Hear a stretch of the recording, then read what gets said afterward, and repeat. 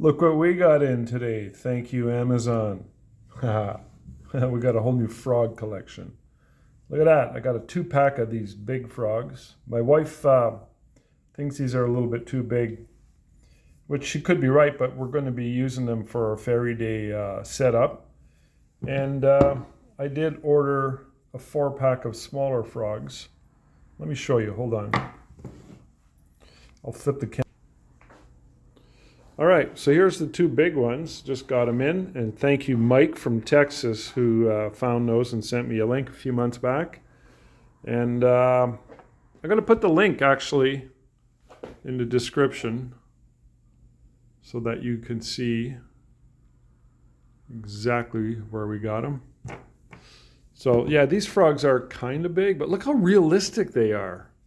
It sounds kind of silly when you think about it, but on Fairy Day, of all the props that I use, you know, the lantern, the butterflies, the hummingbirds, the frogs are, I'm going to say, some of the most important ones because I use them when I'm posing. I ask the little girl, I say, could you see the froggy? And then I point, and it gets me to get her to look in a certain direction, and I talk to her. And I think they relate to frogs more than any other animal. So for some reason, there's something iconic about them. So we've always had a hard time, believe it or not, we've always had a hard time finding frogs until now. These ones are pretty good. I mean, look at the size of that guy. I mean, he's probably a little big, but you know what?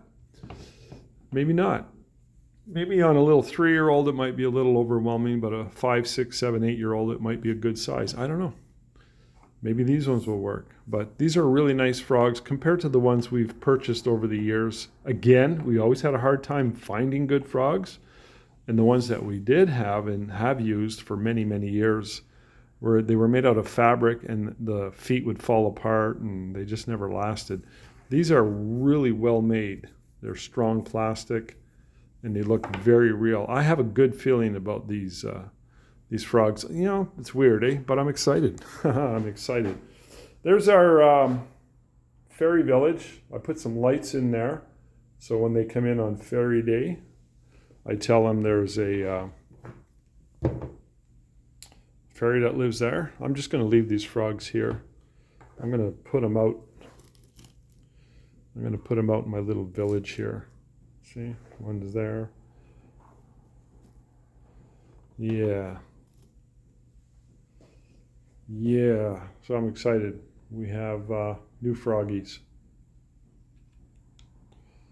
The fairy village is cool because when they come in, I tell them there's a fairy that lives there.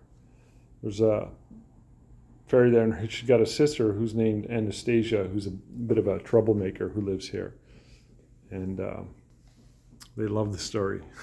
They're totally smitten by it. So anyways, yeah, I just want to point that out. Those frogs are important, always have been. And it's just one of those things that I didn't realize until we got into doing many, many, many Fairy Day and Fairy Day promotions.